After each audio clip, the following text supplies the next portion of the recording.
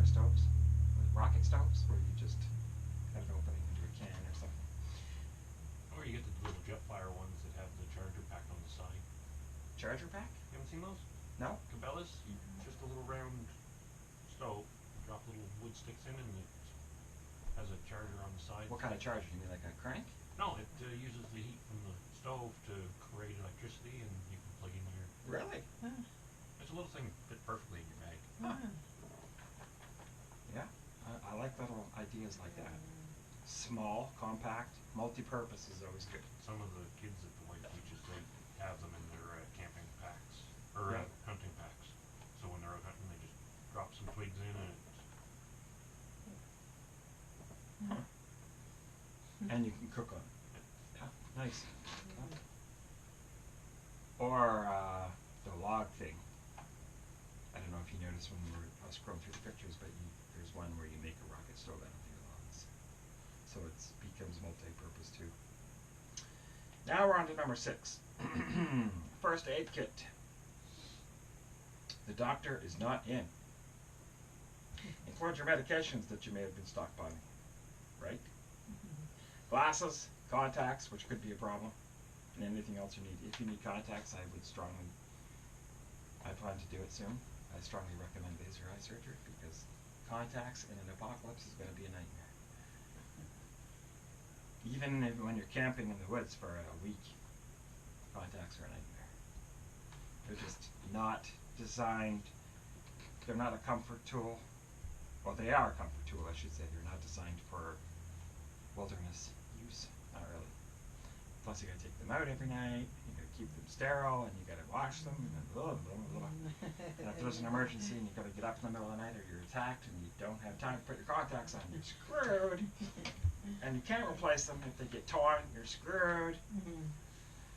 You're better off having at least glasses, but surgery's better. And really, if you think about it, surgery's a few $1,000s maybe, and over the course of your lifetime is, well, more than make up for the cost of glasses and contacts. I see you wear glasses. Do you wear contacts ever? Do you? Contacts or anything? No glasses? I have glasses, but just Yeah, up close stuff. Yeah. for small stuff. But I only need them if I want to use my left eye. My left eye's weaker than my right. Oh yeah? Your glasses, you mean? I'm the same. I can see fine, but if I try to read out of my left eye, even that's slightly blurry. Yeah? Your right eye's fine? Oh god, yes. Really? So then your right lens is a That's glass. dummy lens? Confuses the eye technicians every time I hand them my glasses for testing. It's fun sitting there waiting for 5 minutes. They come back, can't get a reading on one side. Just plastic or glass. Why don't you just take it out altogether? It would look funny. My first suggestion was one of the monocles, Yeah. and the wife just wouldn't let me go for that. Really? Oh, I totally would. To keep Or- that in a little pocket, pull it out and stick it on. Yeah, for sure. I think that would be I would say, awesome. or you need to get a pirate patch, but made out of your lens. They just confuse people. Really. But look at it this way: you save half price on all your contacts because you only need one side. But unfortunately, I work outside 12 hours a day, so. Yeah.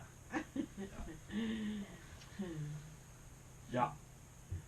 And your basic first aid kit, as you saw there. So, number 7. This one's not very long either, but and we kind of touched on it earlier. Remember, this is just for 30 days, at least. All $20 bills, always, when you stockpile your cash, it should be 20s, never bigger than 20s.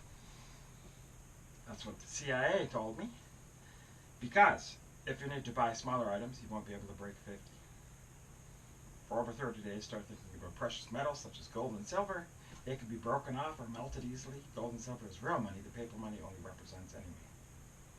Don't store money in the bedroom. That's the first place criminals will look. Here's a mistake. Use a waterproof safe or hidden safe inside a box in the attic. Bolt it to the floor. Or, I've heard of people using empty empty jar of mayonnaise. They paint the inside white so it looks like it's full again. Put your money in there, put it in the fridge. Or I've seen plug, so it looks like a plug. And when you unscrew it and open it, it's just a little tiny safe behind the plug in the wall. And I've even seen, if you have a hardwood door, drilling a hole in the top, big enough to fit like maybe a cigar tube or a old fill canister, and put your money in there. There's lots of places you can hide money. Usually in your bedroom, where people will first look, is not the best choice. You should always have 20s. Don't store your money in the bank, because the power brick goes down, you won't be able to get your money out. Or safety deposit boxes won't be able to open. The vaults won't open. Stuff like that. Plus, if you just keep it, when you put your money in the bank, it's not really in the bank. It's just a digital number. So, if the power grid goes down, what do you have? Nothing really. Number 8, electricity. And there's a couple experiments here. Is this, What? if you charge that? No, well, I have it Doesn't matter. already. You can Not just that we plug need it to use into it, your computer.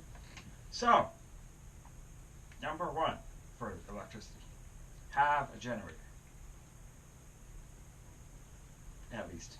I mean, you obviously can't take it with you in a bug out, but at least if there's an ice storm and your power's out for a week, you'll have electricity, and you'll have heat, and cook, and have hot water. Have a small external phone charger. Is it in here? Oh, here, extra. Yeah. This here. That. That's got 2.4 amps and 1 amp. Check to see if it's full. We're pushing there. This is lithium ion on the inside. This will charge my phone from dead. It'll charge my phone twice in a bit before it needs to be recharged. I gotta run home quickly. Oh. My wife has her keys locked in the car and she needs to go out. Really? Yeah, and I've got the spare set in my car. Oh, no. Of course. I'll be back in about an hour. Okay. We'll be back. We'll be already at the whistle. Now, bring some candy. Bring some candy. Bring some candy. Oh, like hard candy? Yeah. For the whistle part.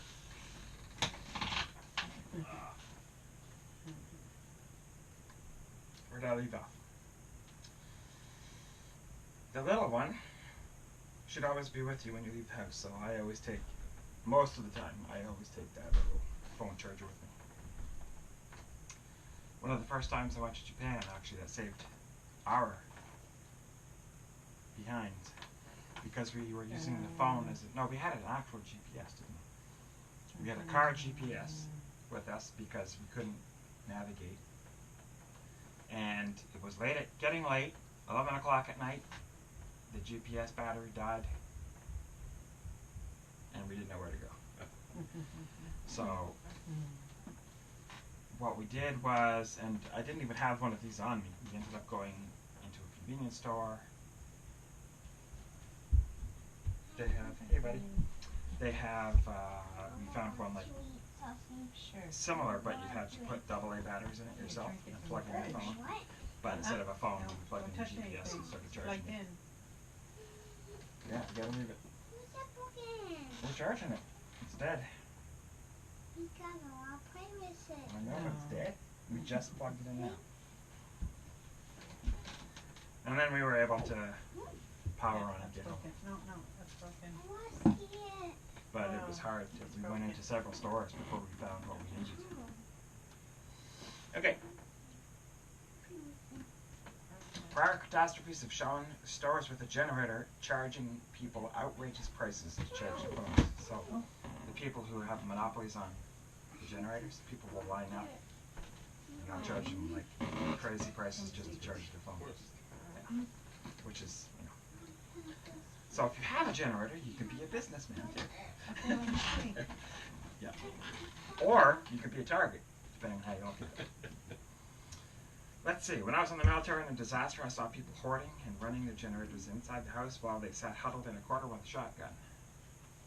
And they didn't care about the exhaust. Wasn't really the issue. It was just that people were stealing generators, so they were Like that was, and the ice storm. So they were like at least 2 weeks with no power, sometimes a lot longer. So that was gold to them, their generator. Generator thieves were everywhere. And in recent years, there has been a 124% increase in power outages because of aging infrastructure. That means it's only going to get worse. 124. Yeah, because lately we're like, how come there seems to be so many power outages lately?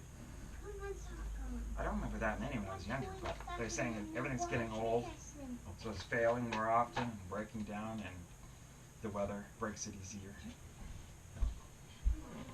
And only in 6 years since I'm in Riverview, we had only once half day power off because we are connected to the air traffic control tower. Really? Right there, close to my house. So that's a good grid to be on. yeah. So when everybody else in Riverview in Mountain they had power out, we were good. Wow. But last year was only once, probably like 6 hours, and it was so fun. It was fun. Oh yes. Yeah. I went outside, made a fire. I had like a cast iron fire stove for outside, No, don't and touch it, we made food Oh yeah. with the kids, and actually we had tacos. So I had some, Octopus. oh, octopus is good. Taco. But Taco. I just I took out a bag of ground meat Yeah. that I had in the freezer, and then put it like this, you know, frozen. Yeah. I had a oak actually, a nice oak, and I put it on the stove outside. So we made a fire. Everybody was outside, so we prepared the meat for tacos, and we had the vegetables. So it was pretty nice.